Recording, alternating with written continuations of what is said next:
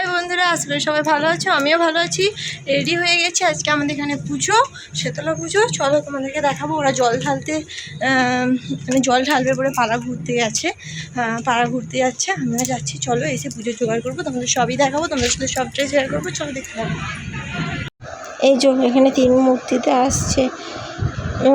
এখানে বড়দি ভাইয়ের ছোটো মেয়ে অর্থাৎ বুলবুলি, আর এখানে ছোটদি ভাইয়ের ছেলে। আমি আজকে খাবো না, যেহেতু আমার উপোস, তাই আমাকে দিতে আসছে। আমি বললাম না দিয়ে চলে যাচ্ছিস বলে আবার দিতে আসছে। অবশ্য আমি খাইনি। চলো ঠাকুরতলার দিকে যাওয়া যাক। আর ওরা ব্যাকে আবার ঘুরে আসবে। ও দাদারা ভাই আইসক্রিম কিনে দিয়েছে, আর খেতে খেতে চলে গেছে। ঠাকুরতলায় এলাম তোমাদের ঠাকুরতলাটা দেখো বলে। এই যে এটা আমাদের শীতলা মায়ের তলা, আর পাশেই আছে মনসা তলা।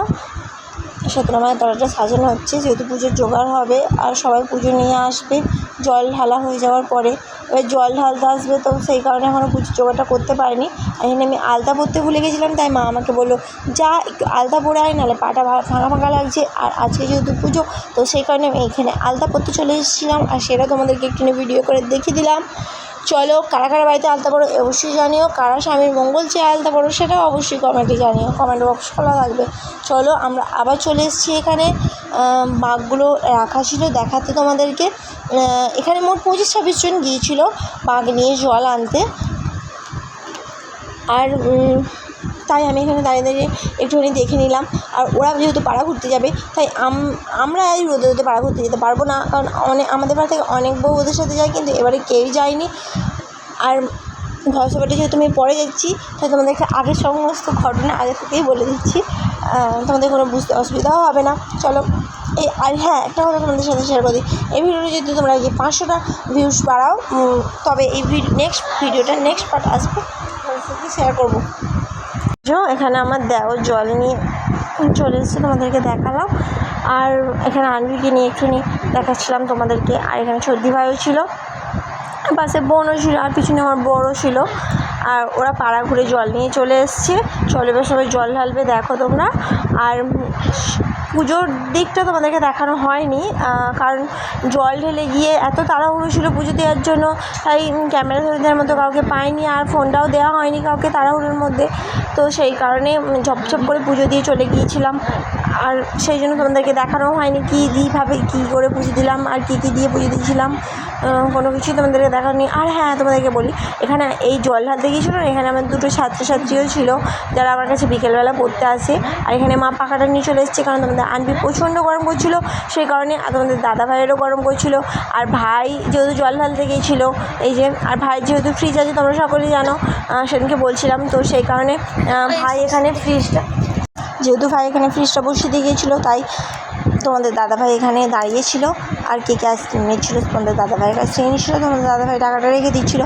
ভাই এখানে জল ঢেলে গিয়ে খাওয়া দাওয়া করে একটু ফ্রেশ হয়ে নিয়ে এখানে আসবে। আর আমিও এখানে জল ঢালবো, তাই ভাই জল নিয়ে এসেছিলো, আর আমরাও জল ঢালবো বলে জলের বাঁকের দড়িগুলো কাটা হচ্ছিলো। আর কেটে নিয়ে আমরাও চলে গেলাম জল ঢালতে, তোমরা দেখতে পাবে। আর সাথে কোলে করে আনবিকে নিয়ে গেছিলাম, তো সেই কারণে জল ঢালতে প্রচণ্ড অসুবিধা হচ্ছিলো। আমার শাড়িটা পুরো ভিজে গেছিলো, অনেকটা সামনের দিকটা। আমি অনেক কষ্ট করে জল ঢেলেছি, সত্যি কথা বলতে। আর বাবাকে নিয়ে আরও পুজোটা দিচ্ছি বলে, সেই জন্য আজকে একটু ভালোভাবেই জল ঢাললাম। তো ওখানে জল ঢেলে যাও করে নেমে এসে সেই মনসাতলায় জল ঢেলে আনবিকে বুলবুলি করে দিয়ে এখানে আমি প্রণাম সেরে নিলাম। সেরে নিয়ে চলে গিয়েছিলাম পুজো আনতে। পুজো টুজো নিয়ে এসে আমি বাড়িতে অনেকক্ষণ ছিলাম মোটামুটি। তারপরে বুলবুলিকে নিয়ে আবার চলে আসি পুজো দেখতে, কারণ এখানে আসার উদ্দেশ্য হচ্ছে যে, যেহেতু আমার উপোস ছিল, সেই কারণে অঞ্জলি দেব। আর আজকে জানো তো, কেউ দণ্ডি ঘাটেনি, কারণ আমাদের এখানে প্রতি বছর অনেক সবাই দণ্ডি ঘাটে, কারণ এত গরমের তাত, মানে এত গরম, সেই কারণে কেউই দণ্ডি দিতে পারেনি। এখানে আমি যখন ভয়েস ওভার দিচ্ছি, দেখো তোমরা আনবি ভ্যাপা করে কাঁদতে লেগে গেছে। আর হ্যাঁ, তোমাদের কাদের গ্রামে এরকম পুজো হয় অবশ্যই আমাকে কমেন্ট সেকশানে জানিও, কমেন্ট বক্স খোলা আছে। আমি বাড়ি চলে যাই, কারণ তোমাদের আনভিকে খাওয়ানোর সময় হয়ে গিয়েছিলো। মাকেও ডেকে নিয়ে চলে গিয়েছিলাম, কারণ আনভিকে খাওয়াতে হবে এখানে। আর এইখানে যে ক্যামেরাটা ধরেছে দেখো কীরকমভাবে ক্যামেরাটা ধরেছে, উল্টো পাল্টা দিকে। কী বলবো, মাথা স্ক্রু ঢিলে আছে নাকি কী জানি, সেটা বলতে পারছি না। আবার দেখো ভয়েস ওভারটা যখন দিচ্ছিলাম তখন আমার পাশে আমার ছোট্ট ভাই শুয়েছিল, তো আমি বলেছি যে মাথার স্ক্রু ঢিলে আছে বলে আমাকে গাঁটটা অবধি মেরে দিয়েছে গাইস। চলো তারপর বুলবুলিকে নিয়ে এখানে পুজো দেখতে চলে আসে। আর অনেকক্ষণ বাড়িতে বসছিলাম, তো পুষ্পাঞ্জলি কখন হবে না হবে বুঝতেও পারছিলাম না, সেই জন্য আবার ঠাকুরতলায় চলে আসি পুজো দেখতে। আর এখানে বসেও ছিলাম খানিকক্ষণ পুজো দেখার জন্য।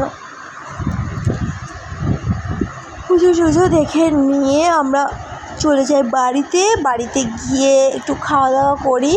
পুষ্পাঞ্জলি নেওয়া হয়ে গেছিলো, দিয়ে খাওয়া দাওয়া করি। নেক্সট পার্ট দেখতে অবশ্যই ভিডিওটা 500টা ভিউজ করতে হবে। Tata bye bye.